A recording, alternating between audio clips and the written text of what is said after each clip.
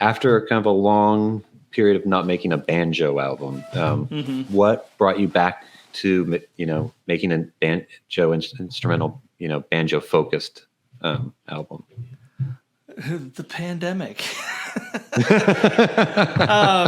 Because it's such a good, it's almost like a joke, make a pandemic banjo album. I think it was, first of all, I remember, just so many times being on stage and people yelling, "More banjo!"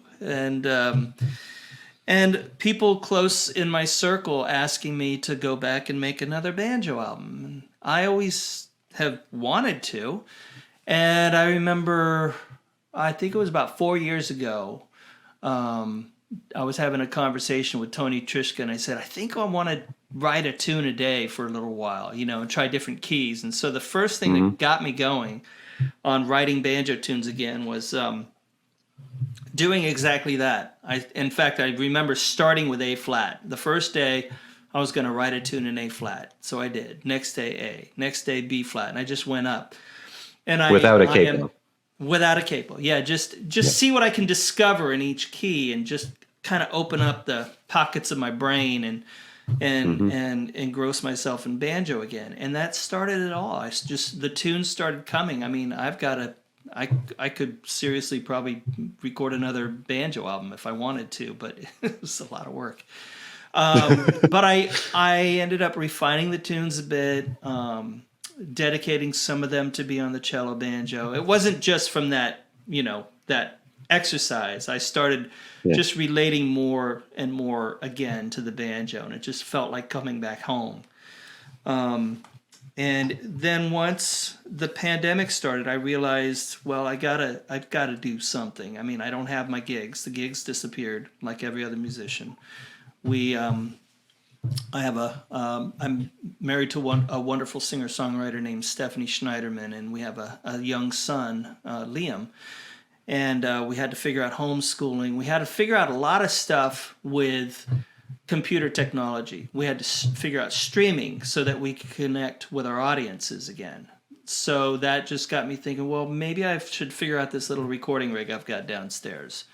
We've got nice mics, and so I just decided to dive in and start putting down my parts in the computer, and sent my parts around the country to some amazing musicians that I've either worked with in the past or wanted to work with, like some amazing drummers like Aaron Johnston and Carter McLean and Scott Amendola. And the bass player for the whole album is Todd Sicafus, who's Ani DeFranco's bass player, but he's played all kinds of music, and he's worked with Aeneas Mitchell and Hadestown. And so Rob Berger from Tin Hat Trio and Iron and Wine ended up playing a lot of accordion and piano, and got Matt Flinner playing some mandolin, Mike Marshall playing mandolin. I got John Doyle from the original Solos band playing bouzouki and guitar. And Luke Price, who tours with me quite a bit, is national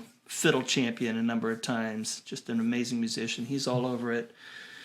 So what would happen is I would put my part down, send it out to another musician, usually the drummer first, if it's got drums on the track, come back to me, and then I'd think, okay, well, let me redo my parts a little bit and send it to the bass player. Then he'd do his parts, and we'd all figure out, okay, the drummer needs to fix this part on this, so that feels better. Send it over to him. Stuff that would normally happen if you're sitting in a studio across from each other. We had to do it by sending the tapes back and forth, and that was a pain in the butt. Oh yeah, big files everywhere. Yeah, it was probably the hardest album I've had recording. The hardest time I've had recording an album, but I also think it's out of all my 18 or 19 albums, probably the most emotional album. Like, I can hear the times. I can hear what I went through to make it. So I listen to it and I get emotional because I know it went into every one of those tunes and where they came from,